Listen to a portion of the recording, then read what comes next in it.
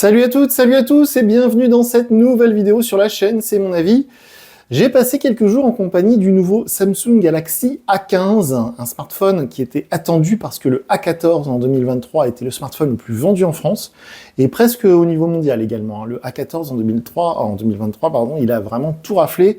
C'est un très bon smartphone proposé aux alentours de 200 €. Donc voilà son successeur, le Galaxy A15 en version 4G. Attention, parce qu'ils vont sans doute faire un A15 version 5G. Là, c'est bien la version 4G. Il est vendu 219 €. Sans le chargeur et sans la coque, on a vu ça ensemble dans la vidéo de déballage.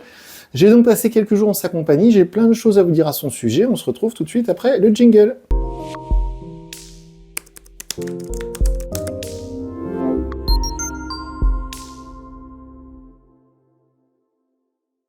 Alors attention, d'ici quelques jours sur la chaîne, vous allez voir débarquer le test du Xiaomi Redmi Note 13 4G, qui est le concurrent direct de ce Samsung Galaxy A15 4G pour l'instant chez Xiaomi, donc chez le concurrent principal, on va dire, de Samsung sur cette gamme-là, sur ce segment, comme on dit. Eh bien, on a testé que la version 5G du Redmi Note 13 pour l'instant, qui était donc à 299 €. Le Redmi Note 13 version 4G, on le trouve aux alentours de 200 € sur les sites comme Amazon et on le trouve à 249 € en magasin. Sachant que ce Galaxy A15 n'a ni chargeur ni coque, on peut dire que les deux sont clairement en concurrence. Mais vraiment, genre, ils sont au même prix, ils proposent plus ou moins les mêmes choses. Donc je vais peut-être beaucoup vous parler du Redmi Note 13 concurrent qui va arriver sur la chaîne d'ici quelques jours. Ce Galaxy A15, je l'ai testé, il m'a suivi partout là pendant quelques jours. On va faire comme d'habitude, la liste des points positifs, les choses que j'ai à lui reprocher. Mais honnêtement, ça souffle le chaud et le froid, je trouve que c'est moins bon que le A14 l'année dernière. Je vous dis pas que le A14 est meilleur que le A15, je vous dis que le A15, je le trouve moins pertinent cette année qu'était son prédécesseur, le A14, en 2023. Alors souvent on commence par le design. Alors le seul avantage que je trouve à ce design qui est plutôt monotone, surtout dans ce bleu nuit là qui est très très sombre, c'est le fait que maintenant à l'arrière c'est pas du verre. Je sais bien que quand je dis du verre, souvent je vois les commentaires avec marqué c'est pas du verre, c'est du plastique. Oui, mais c'est parce que en anglais, c'est glass back, c'est une vitre arrière, si vous préférez. Je sais que c'est du plastique, je sais bien que c'est pas du verre, mais ce que je veux dire, c'est que cet effet verre sur la face arrière, ça apporte un cachet, ça apporte une sorte de haut de gamme, en tout cas de sensation haut de gamme sur ce A15 par rapport au modèle d'avant et par rapport à d'autres modèles de la gamme Samsung qui sont avec un arrière en plastique et tout de suite ça fait un peu plus cheap. Alors de toute manière, vu que 99% des gens vont mettre une coque là-dessus, ça se verra pas. Mais quand on a l'objet nu en main, c'est vrai que ça présente bien, c'est un objet qui est appréciable en main, qui est sympathique à utiliser. Évidemment, avec Samsung, c'est super bien construit, il n'y a rien qui dépasse, c'est nickel, c'est bien solide, il n'y a pas de problème là-dessus. Mais c'est vrai qu'au niveau du design, c'est très passe-partout, c'est très discret, c'est un petit smartphone, parce que ils ont eu parfois la folie des grandeurs au niveau des tailles d'écran, c'est raisonnable, ça tient bien dans la poche. Je vais y revenir, on est quand même à 200 grammes, on est un peu plus lourd que le concurrent. Mais au niveau du design, voilà, c'est-à-dire que si vous offrez ça à quelqu'un, c'est un bel objet, bon. Alors, sauf l'écran, je vais y revenir avec les bordures d'écran qui sont absolument inadmissibles à ce prix-là, mais franchement, voilà, niveau construction, finition, design, etc., ça va. Au niveau de l'écran, justement, j'en parlais il y a un instant, l'écran est lumineux, il est agréable à l'œil, il n'y a pas d'angle négatif, bien évidemment, on est sur un écran OLED, ou alors Super AMOLED, je crois même, en 90 Hz, on n'est pas à 120 Hz, le concurrent Redmi Note 13, il est sur du 120 Hz, là on n'est qu'à 90 Hz, alors ça a un avantage, je vais en parler après au niveau de l'autonomie. Mais par contre, bon, alors c'est fluide, hein, de toute façon, quand on 90 Hz, il faut savoir que par exemple, le Google Pixel 6a ou 7a, je sais plus, était en 90 Hz. Et le 120 Hz, c'est vraiment nouveau, entre guillemets, sur ce segment de marché, sur les smartphones en dessous de 300 €. Ça fait plusieurs années qu'on est obligé de faire avec des écrans qui sont rafraîchis 60 fois ou 90 fois par seconde. 90 Hz, c'est pas mal, mais le concurrent fait un peu mieux. Par contre, l'écran est lumineux, les couleurs sont très belles. Alors, ce qui est assez bizarre, c'est que les couleurs me paraissent plus vives sur cet écran que sur l'écran du S24 Ultra avec lequel je filme cette vidéo, ce qui est un peu illogique, mais bon, c'est comme ça, donc c'est pour ça que j'ai noté que l'écran me paraissait plutôt bon, plutôt beau à l'œil et agréable à utiliser. Alors, pour moi, la force principale de ce smartphone, c'est son interface, c'est la partie logicielle de ce téléphone qui est pour moi très intéressante, parce qu'on est sous Android 14, donc on est sous la toute dernière version d'Android, même si vous achetez justement un S24 Ultra à 1500 €, vous aurez la même version d'Android, Android 14. Et en plus de ça, on a l'excellente interface de chez Samsung, l'interface One UI 6. C'est une interface que j'aime beaucoup parce que c'est très, voilà, ça marche bien. C'est, vous voyez, c'est logique, c'est efficace.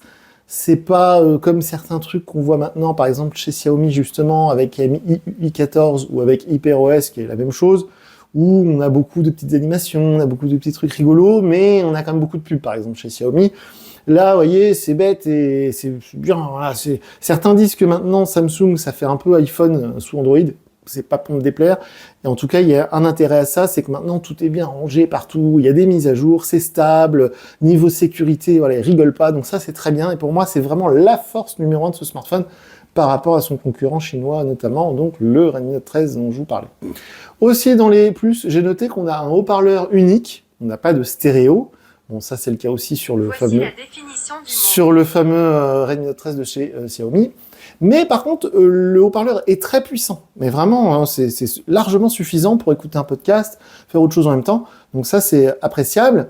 Et alors, on est obligé tout de suite de passer à des choses très concrètes parce que malheureusement, il n'y a pas d'étanchéité. Donc je ne peux pas vous parler d'une éventuelle certification IP54. C'est absent. Quand on sort le tiroir SIM, il n'y a même plus de joint torique. Donc il n'y a pas du tout d'étanchéité sur la nouvelle gamme Samsung. On a testé le A05, le A25 et donc le A15. C'est assez surprenant. Et nulle part il fait mention d'un éventuel traitement Gorilla Glass. Vous savez, c'est ce traitement chimique qui est appliqué sur les écrans des smartphones haut de gamme, qui est oléophobique, et en plus qui va vous protéger des rayures. Alors je pense que chez Samsung, ils ont compris que 98% des acheteurs de Samsung Galaxy A mettent un verre trempé, un gel, je ne sais quoi. Donc du coup, le traitement Gorilla Glass qui coûte de l'argent aux fabricants, peut-être qu'ils ont fait l'impasse dessus.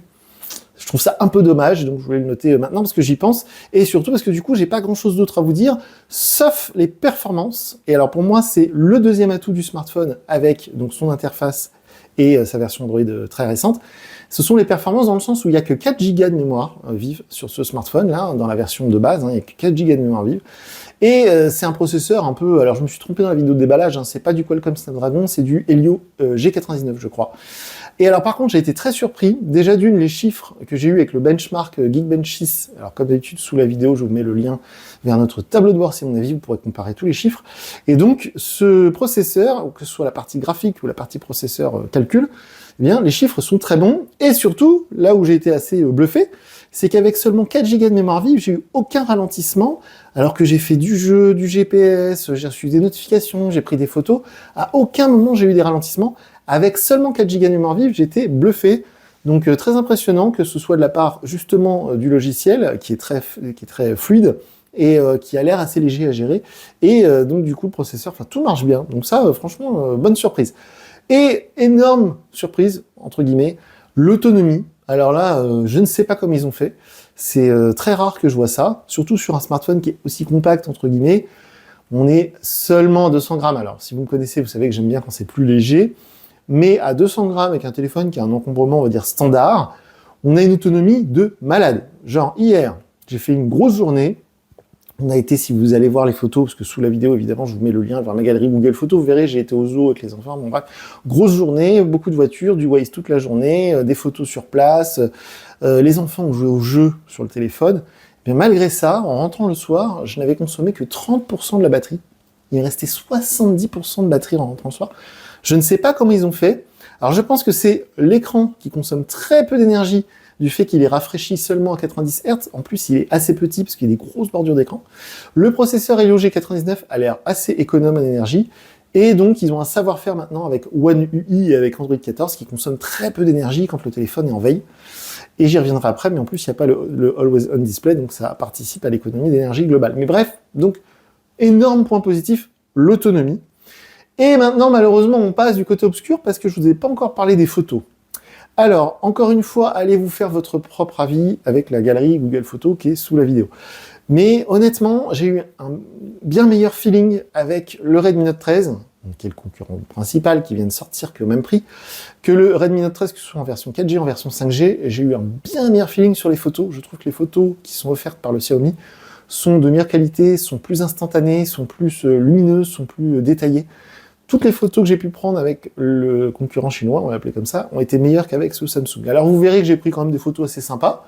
On avait un peu de soleil, bon, pareil en intérieur, les photos sont correctes, hein, je veux dire. Vous n'allez pas faire des photos moins bonnes avec ce A15 que vous en faisiez l'année dernière avec le A14, soyons clairs. Mais ce que je veux dire, c'est que là, avec la concurrence actuelle, là, maintenant, tout de suite, si vous avez 250 € de budget, vous pourrez prendre de meilleures photos avec un autre smartphone qu'avec ce A15. C'était une petite déception. Le A25 qu'on a testé il y a quelques semaines faisait de bien meilleures photos que ce A15, donc j'ai été un peu déçu par la partie photo. Donc c'est pour ça que je l'ai mis dans les moins et non pas dans les plus. Malgré tout, c'est tout à fait convenable. Encore une fois, je dis que les photos sont moins bonnes par rapport à la concurrence. Je ne dis pas qu'elles sont inexploitables ou inutilisables. Si vous allez en vacances, vous pourrez prendre des photos, vous pouvez prendre des photos de votre chien, de vos enfants. Ça marche. Voilà, des snaps, ce que vous voulez. Et alors, par contre, des choses un petit peu plus objectives. Donc, je vous disais, il n'y a pas d'étanchéité, il n'y a pas de Gorilla. Les bordures d'écran sont franchement énormes. J'ai beaucoup de mal à comprendre comment un concurrent comme Xiaomi ou même, je pense, d'autres modèles Motorola qui vont arriver bientôt peuvent offrir pour le même prix des bordures d'écran beaucoup plus fines. En plus, on a un design en goutte d'eau qui est un peu daté, un peu entrée de gamme, donc c'est franchement dommage. Et alors, bon, 200 grammes, on est quand même 30 grammes au-dessus du concurrent Xiaomi. Je le cite beaucoup, je suis désolé, mais même je pense encore une fois à des Motorola, le G34 ou des modèles comme ça qui sont sortis il y a quelques semaines, sont plus légers, donc 200 grammes, c'est beaucoup. Alors par contre, ce qui est cool, c'est que l'autonomie est fantastique. Donc on a une grosse batterie, c'est très lourd, mais une très très bonne autonomie. Donc ça compense un peu. Et enfin, assez important, donc comme je vous disais tout à l'heure, c'est un petit détail, mais je voulais le dire, il n'y a pas de Always On Display, c'est pas possible du tout, même pendant 10 secondes, rien du tout. Donc quand vous éteignez votre smartphone, enfin quand vous le mettez en veille, eh bien il n'y a rien qui s'affiche sur l'écran.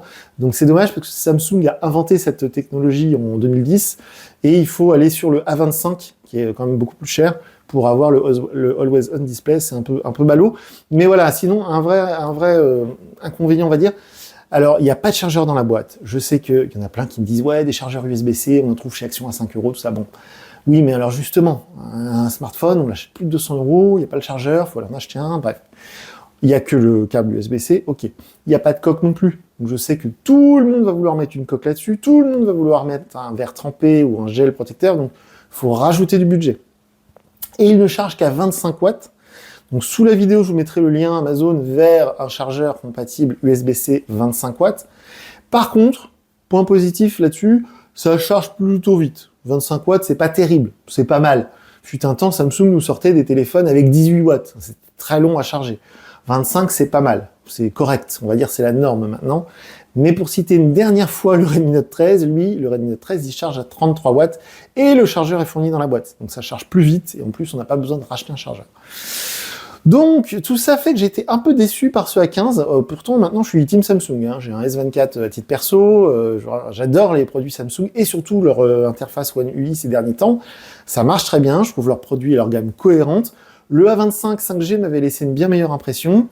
Là, ce A15, 219 €. Alors là, c'est très rare que je vous conseille ça, mais un A14 sorti l'année dernière sera moins cher, et le A14 a été mis à jour vers Android 14 et vers One UI 6. Et honnêtement, le A15 n'est pas beaucoup mieux que le A14 sorti il y a un an. Donc c'est très rare que je conseille ça, mais peut-être qu'il serait intéressant d'aller voir sur du A14 si vous envisagiez l'achat d'un smartphone Samsung vers les 200 €. Et alors sinon, si vous n'êtes pas buté Samsung, si vous êtes ouvert à d'autres marques, je vous dis en ce moment, là, ils font très fort chez Xiaomi. Autant l'année dernière, les Redmi Note 12 étaient un peu loupés. Là, les Redmi Note 13, que ce soit en 4G ou en 5G, c'est du tout bon, ça marche très bien, ce sont de très bons smartphones. Donc, si je devais lui donner une note sur 10, on serait à 7 sur 10 parce que c'est pas un mauvais smartphone. Je veux dire, hier, mais j'ai un petit garçon, il a 8 ans, toute la soirée, il a joué avec son jeu, le Raft, truc en 3D. Je veux dire, si je lui offre ça pour son anniversaire, il sera très content. On peut aller sur Internet, on peut prendre des photos, on peut jouer à des jeux, l'écran lumineux, le téléphone a une très bonne autonomie, les performances sont bonnes. Je veux dire, c'est un bon smartphone. Mais compte tenu de la concurrence actuelle et compte tenu de de ce que Samsung nous avait habitué à faire l'année dernière, et même cette année, hein, le A05S, qui est genre 40 € ou peut-être même 50 € moins cher, le A05S, il est presque aussi bon que ce A15. Donc ça commence à devenir un peu, vous voyez, le A15, il a un peu le cul entre deux chaises, comme on dit là, hein. Il est un peu bon. Donc voilà, alors comme d'habitude, sous la vidéo, les commentaires sont ouverts, dites-nous ce que vous en pensez, sinon on est présent sur le réseau social X, anciennement Twitter. Donc voilà, je crois avoir fait le tour, je crois n'avoir rien oublié. On va continuer à tester la gamme A de chez Samsung, parce que là on a testé le A05S, le A15, le A25 5G, Il va y avoir bientôt le A35 et le A55, donc on va continuer de s'intéresser à cette gamme Samsung A. Et puis de l'autre côté, si vous avez un budget vers les 200-250 €, je vous encourage à aller voir ce qui se fait chez la concurrence, vous trouverez peut-être un meilleur rapport qualité-prix. Donc voilà pour cette vidéo, voilà pour ce test. Moi je vous dis à très bientôt pour une nouvelle vidéo sur la chaîne. Salut!